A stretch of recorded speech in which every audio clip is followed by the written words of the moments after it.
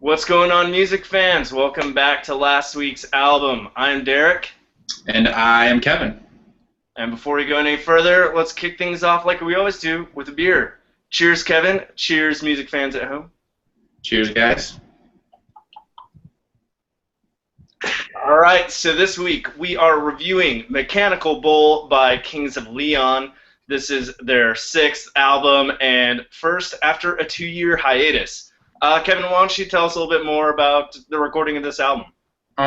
It was produced by their longtime producer and collaborator, Angelo Petraglia, and it's the first album they've recorded in their own recording space, which they just finished in Nashville, called the Neon Leon. No surprise there. That is great. All right, so without much further ado, let's go to sounds like. Kevin, I'll start this. I think Mechanical Bull sounds like a more reflective, humble Kings of Leon, or the most post-Youth and Young Manhood album since Aha Shake Heartbreak. I would mostly agree with that.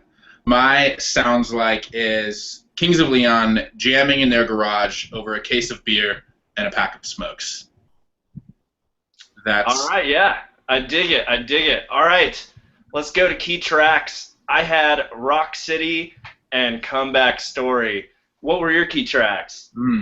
Those are probably my third and fourth favorite tracks. My top two tracks, though, are Supersoaker and Family Tree. Oh, those are good. Yeah, I figured you were going with Supersoaker, so I let you have that one. That also happens to be the opening track of the album. So why don't you start us off there, Kev? Yeah, sure. It is the lead single off the album, and it really perked my ears actually listening to this and potentially reviewing it for you guys. Pounding drums, ringing almost bells, the way the guitars sound, very angular guitars as well, and classic Caleb Followill wailing vocals. And to me, it mixes pretty much every good song they've ever done into one song, which I think is an important moment for them at this point in their career. It has, a little bit of that frenzied tantrum of Youth and Young Manhood, the more recent sort of eloquent stadium rockers, everything from throwaway lyrics to extended metaphors. And yeah, if you took every song they ever did and put it in a blender, this is what it would sound like, and it would sound great. Definitely. I think it does sound great as well, and that is also great description. I'm going to jump to, actually, I believe this is the next track right after Supersoaker, Rock City. This one's kind of a bluesy rock number. There's a woozy blues guitar solo, a jaunty guitar riff, and a heavy bass snare drum beat. The lyrics really told the story of kind of hitting rock bottom and trying to pick oneself up by going to a place that will bring someone back to their senses. In this case,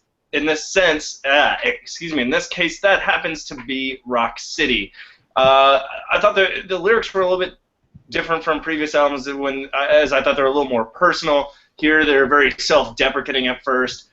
Caleb says, and if you're looking to run, well then you've already run. I break down like a woman. I mean, just really tearing himself down. But it ultimately shifts to this theme or tone of hope, if you will.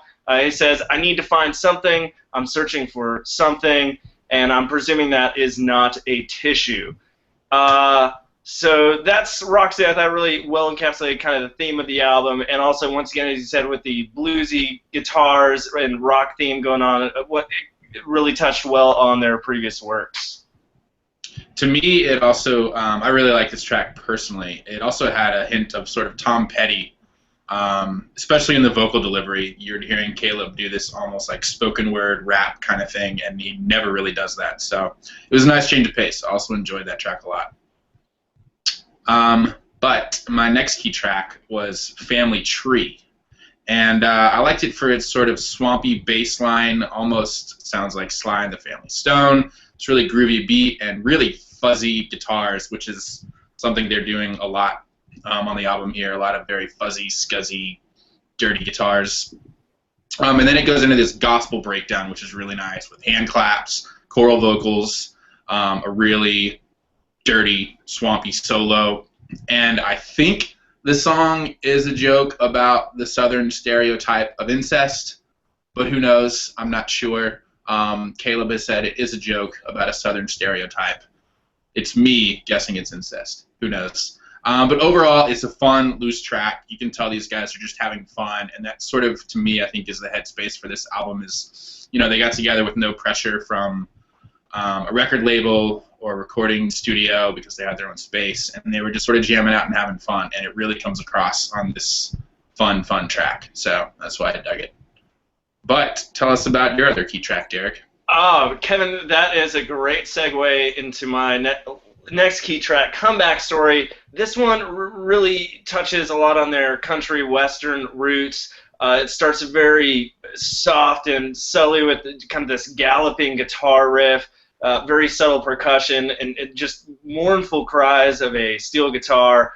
However, it builds as the song progresses with an introduction of these orchestral strings, which at first are plucked, kind of emphasizing some of the guitar riff, but then really kind of opens up with the chorus, which once again follows the theme of redemption. But here they're also having fun with the chorus as he sings, "I walk a mile in your shoes, and now I'm a mile away, and I've got your shoes." So it tells us in just this great, catchy vocal melody, this story of redemption with a tongue-in-cheek, humorous side as well. So I just thought it brought together a lot of things very well here. Yeah, I would agree with those things. Another solid track off the album. Absolutely. All right, so let's go to Best Lyric. Kevin, why don't you start us off? Well, you kind of stole my thunder in that you just mentioned it. It is that joke chorus from Comeback Story. I walk a mile in your shoes, and now I'm a mile away, and I've got your shoes. Which, as you touched on, Derek, is kind of like, an FU to everybody watching and waiting for Kings of Leon to make a misstep here with this album. But it's also a nice, fun, joking way to treat it, and it's actually a joke that Caleb stole from his grandfather, according to one interview I read. So props to borrowing lines from your grandfather, just like Kings of Leon's namesake. Really, really tying it all together there. Nice job, Caleb. What was your best lyric, Derek? All right, this one comes from another one of the country western sounding songs on the album, Take It on the Chin. He says, "There's this boy I know who's afraid of the ocean, never quite found love, but he drank the love potion, all beyond the chain, smoking in the basement, shattered like broken windows." I just thought there was a lot of pretty cool couplets, interesting rhyme scheme, and double entendres throughout. Just a really kind of cool lyric coming together in this song that was kind of sparse lyrically, but still had some very good ones. All right, Kevin, let's jump to overall rating. Mechanical Bull, what say you? Oh, I am going with a 3 out of 5. If I could give it a 3.5, I would do that. But if we're sticking to solid numbers, I'm going 3. I really dug it. It's got a lot of looseness to it that, again, proves these guys are just sort of having fun, jamming with each other.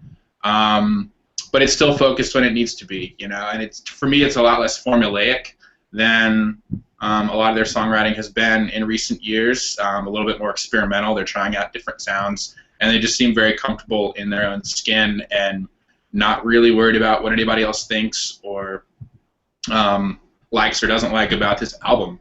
So, if they're going for a fun sound, I would give it a 5 because they definitely achieved that. But as an overall record for me as a listener and having followed Kings of Leon for a long time, I'm going to go with a 3. It's missing some of the angst and the frenzy and the emotion and the really drawing you in hooks, both lyrically and sonically, that I think they have done very well in the past. So I think it's getting them over the hump, and I'm really excited about what's coming next. Supposedly, it's already halfway done, their next LP, they've said, so can't wait to hear what happens next. What are you giving it, Derek? You were reading my mind there when you were talking about giving it a 3.5 because the whole time I was going through this, I was torn between those two grades, but I'm giving it a 4, just to spite you. I don't know. I had a lot of the same thoughts. Overall, I thought this was going to be really a difficult album for Kings of Leon based on their just rapid ascension and even more rapid fall from grace, all in the public eye. Coming back from that, this was going to be difficult. You know, a lot of naysayers. However, I thought there was a very looseness to the sound, and I thought they really blended a lot of the sounds that they've achieved over the years. It kind of came through in a lot of places that were very enjoyable. As you mentioned, I as well being a longtime fan. I totally agree. I think this album really only tells one part of the story, and that being the comeback. And I think the lyrics also reflected that. Just a lot of songs really just reflected that theme.